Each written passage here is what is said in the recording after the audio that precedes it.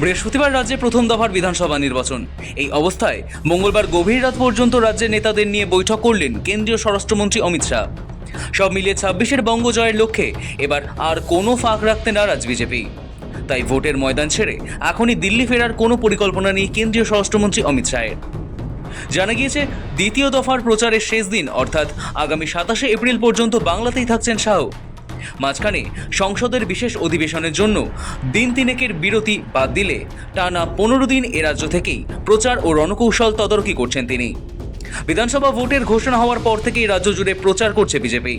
প্রধানমন্ত্রী নরেন্দ্র মোদী এবং কেন্দ্রীয় স্বরাষ্ট্রমন্ত্রী অমিত শাহ একাধিক জনসভা রোড শো করেছেন। তারকা প্রচারকরা রাজ্যের বিভিন্ন জায়গায় জনসভা রোড শোতে উপস্থিত থাকছেন। যোগী আদিত্যনাথ, হেমন্ত বিশ্ব শর্মা, স্মৃতি ইরানি সহ হেভিওয়েট ট্রাকার যত ডেইলি প্যাসেঞ্জারি করছেন বাংলায়।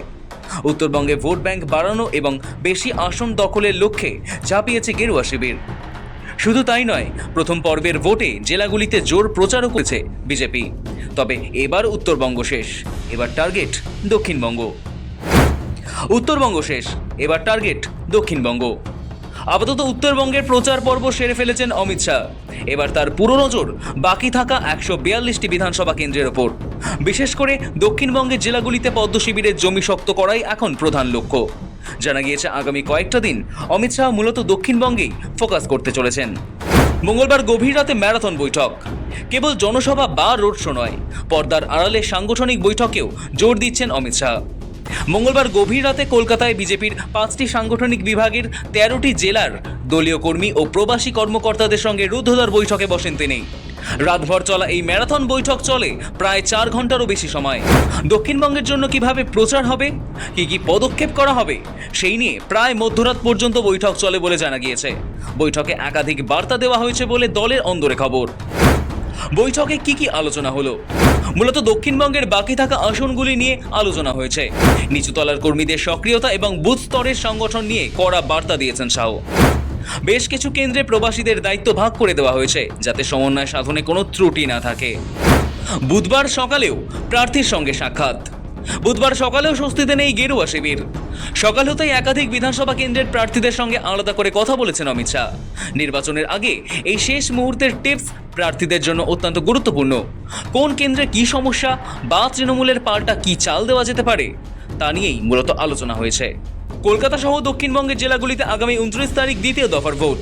দ্বিতীয় দফার ভোটের দলের রণকৌশল কি হবে, সেই নিয়ে দীর্ঘ বৈঠক করেন শাহ। এবার তৃণমূল সরকারকে হারানোর জন্য বদ্ধপরিকর গেরুয়া শিবির।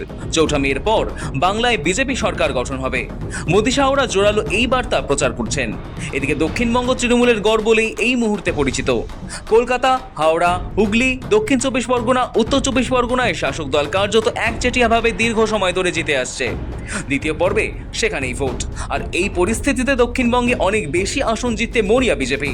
মতুয়াগড় সহ একাধিক আসনকে পাখির চোখ করেছে গেরুয়া শিবির। কেন্দ্রগুলির পরিস্থিতি কি? বিজেপির পালে কতটা হাওয়া রয়েছে? শেষ মুহূর্তের প্রচারে কতটা ঝড় তোলা হবে? কোন কোন ইস্যুতে তৃণমূলের বিরুদ্ধে প্রচারে হাতিয়ার করা হবে?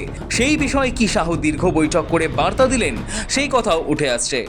তাৎপর্যপূর্ণ বিষয় হলো, একজন কেন্দ্রীয় স্বরাষ্ট্রমন্ত্রী এভাবে একটানা 15 দিন একটি রাজ্যে পড়ে থাকা যথেষ্ট তাৎপর্যপূর্ণ। এর থেকে স্পষ্ট যে 2026-এর বাংলায় লড়াইকে বিজেপি কতটা গুরুত্ব দিচ্ছে। 27শে এপ্রিল পর্যন্ত শাহের এই ক্যাম্পেইন তৃণমূলের দুর্গে কতটা ফাটল ধরাতে পারে, এখন সেটাই দেখার। শৌভিক চ্যানেলের রিপোর্ট, সময়, কলকাতা।